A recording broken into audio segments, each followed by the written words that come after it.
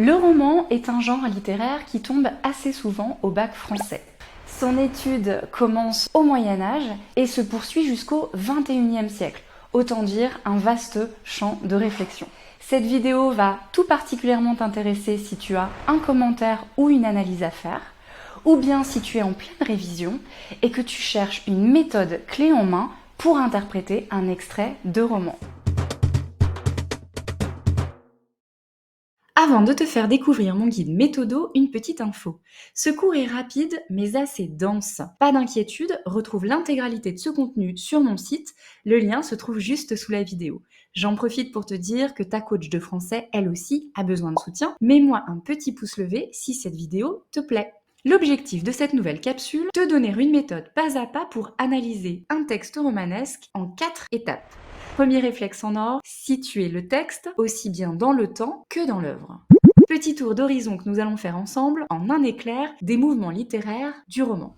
Au XVIe siècle, les auteurs qui ont une grande confiance en l'homme inventent de folles aventures. L'accent est mis sur son éducation, une façon pour lui de développer son potentiel et son esprit critique, ainsi que sur l'utopie, un lieu idéal dans lequel sont censés régner l'harmonie, la liberté, la vertu. À ce titre, Gargantua de Rabelais est un excellent exemple de roman humaniste. Un siècle plus tard, le roman précieux voit le jour et met en scène cette fois des personnages idéalisés avec un comportement exemplaire, tout cela dans un style d'écriture très soigné, très recherché, comme dans l'œuvre de Madame de Lafayette, La princesse de Clèves.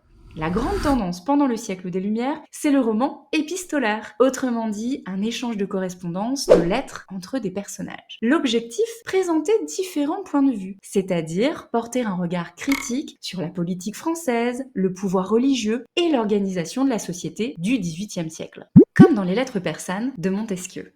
Au XIXe siècle, deux types de romans apparaissent très différents l'un de l'autre. Le premier s'inscrit dans la mouvance du romantisme et va nous présenter des personnages passionnés, à la destinée étonnante, des histoires riches en rebondissements qui mettent en scène le rejet de la société bourgeoise. Victor Hugo, chef de file du romantisme, signe Les Misérables, qui illustre tout cela très bien. Cela agace les auteurs réalistes et naturalistes. Selon eux, le roman doit être le reflet pur et dur de la réalité. Ils s'intéressent donc à des personnages ordinaires qui évoluent très souvent à Paris. L'objectif, cette fois, est de dépeindre la difficulté du monde ouvrier, l'influence de l'argent, l'ascension sociale et parfois la chute. Bel ami de Guy de Maupassant ne nous le montre que trop bien. Au XXe siècle, avec l'absurde, le personnage de roman évolue un peu plus encore.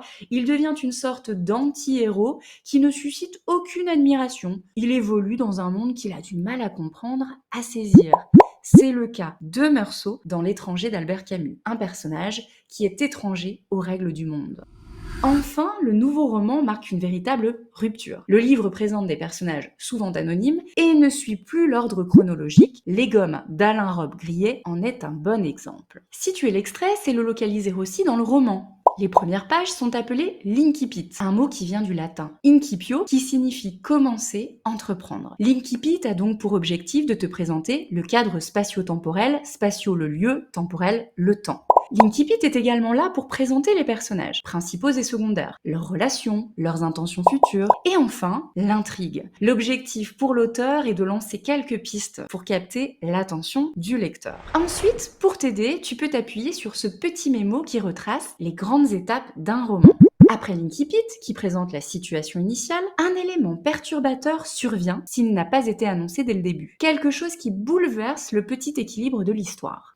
Ensuite, les péripéties se succèdent, autrement dit des actions ou rebondissements qui découlent d'ailleurs de l'élément perturbateur. La résolution se situe vers la fin du livre, quand le personnage parvient à surmonter la dernière épreuve, la plus difficile généralement. Et enfin, la situation finale est exposée à travers l'excipit. Deux possibilités, une fin ouverte, si le lecteur ne trouve pas forcément toutes les réponses à ses questions, une fin fermée, si le destin des personnages est scellé une fois pour toutes. Deuxième étape de ce petit guide, caractériser l'extrait en réfléchissant à son rôle dans le livre ou à sa tonalité qui produit des effets sur le lecteur.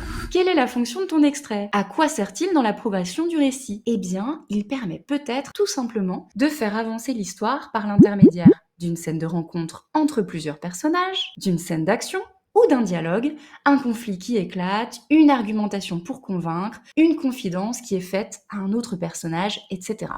L'extrait peut permettre aussi de découvrir des personnages qui peuvent être d'ailleurs le miroir d'une classe sociale, à travers un portrait physique, ce que l'on peut voir, ou moral, ce que l'on ne voit pas. Un dialogue, effectivement, un personnage peut se dévoiler à travers le niveau de langue, le ton qu'il utilise, les informations qu'il décide de transmettre aux autres. Une analepse, c'est-à-dire un retour en arrière. C'est la même chose que le flashback, qui est un mot utilisé au cinéma.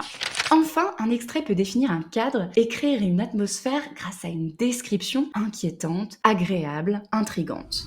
Tu dois surtout repérer la tonalité du texte. Cela revient à te demander quel effet le texte produit sur le lecteur. On parle aussi de registre littéraire. Je te donne tout de suite quelques exemples. Le registre dramatique, qui consiste à créer une tension chez le lecteur. Le registre épique, qui suscite de l'admiration quand le narrateur raconte des actions héroïques, des exploits faits par un ou plusieurs personnages. Le registre pathétique, qui pousse le lecteur à ressentir de la pitié, de la compassion. Et le registre tragique, qui peut générer chez toi de la tristesse et un sentiment d'impuissance.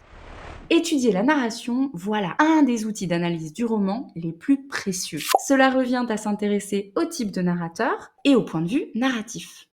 Identifier le narrateur, ce doit être un réflexe pour toi. Je rappelle qu'il ne faut pas confondre l'auteur, celui qui écrit l'histoire, et le narrateur, celui qui raconte l'histoire. La plupart du temps, ils désignent deux personnes différentes. Sauf dans un cas, l'autobiographie, dans laquelle narrateur, personnage principal et auteur se confondent. Repérer le narrateur, tu seras d'accord avec moi, c'est te demander dans un premier temps qui raconte l'histoire.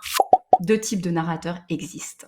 Celui qui participe à l'histoire et qui utilise la première personne du singulier, le je, on l'appelle alors le narrateur-personnage. Et celui qui ne participe pas à l'histoire, qui est une sorte de voix et qui utilise la troisième personne du singulier, le il ou le elle. Dans un deuxième temps, je t'invite à te demander comment est racontée l'histoire, sous quel angle, selon quel point de vue. Le narrateur-personnage adopte un point de vue interne, ce qui signifie que toi, en tant que lecteur ou lectrice, tu en sais autant que lui. Tu as accès à ce qu'il voit, à ce qu'il entend, à ce qu'il pense. En revanche, le narrateur qui ne participe pas à l'histoire peut adopter plusieurs points de vue. Le point de vue interne, tu es donc plongé dans la tête d'un personnage. Le point de vue externe, à travers lequel tu es un simple témoin. Tu vois les personnages évoluer sans connaître leurs émotions ni leurs intentions. Le point de vue omniscient, grâce auquel tu as accès à tout. Tu en sais plus que les personnages eux-mêmes. Passé, avenir, pensée des uns et des autres, rien ne t'échappe. Savoir tout cela, c'est bien, mais ce qui est intéressant, c'est te demander pourquoi l'auteur a adopté le choix de tel ou tel point de vue narratif. Le point de vue interne permet de se sentir plus proche du personnage principal, de s'identifier à lui. Le point de vue externe peut créer du mystère, du suspense. Le point de vue omniscient nous livre les secrets de chacun et chacune, et donc crée de la tension car on en sait plus que les personnages eux-mêmes. Quatrième étape, examiner le cadre, autrement dit l'espace et le temps. Le cadre dans lequel se déroule l'histoire n'a pas été choisi par hasard. Tu peux te demander s'il a une fonction référentielle, c'est-à-dire informative, pour nous aider tout simplement à avoir quelques repères, à imaginer l'espace dans lequel les personnages évoluent. Ou une fonction symbolique, si le lieu est chargé de sens, qu'il fait par exemple écho à l'humeur du héros. Je rappelle que l'on parle de paysage d'état d'âme lorsqu'un lieu reflète ou représente les émotions intimes, l'humeur d'un personnage. Le temps est une donnée sur laquelle le romancier peut jouer, tu dois donc y faire très attention. Je te le rappelle, une analepse est donc un retour en arrière comme une sorte de flashback. Une prolepse est un bond dans l'avenir, petite astuce trouvée par une de mes élèves pour ne pas les confondre. Tu peux penser à avant pour analepse et à prochain pour prolepse. Enfin, une ellipse lorsqu'il y a un vide dans le récit, que des événements sont passés sous silence. Par exemple, quelques mois plus tard.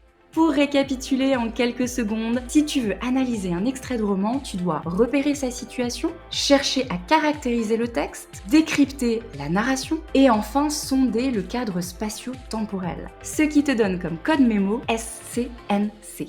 Pour aller plus loin, visionne mon guide d'analyse d'une pièce de théâtre et abonne-toi à ma chaîne YouTube. À bientôt!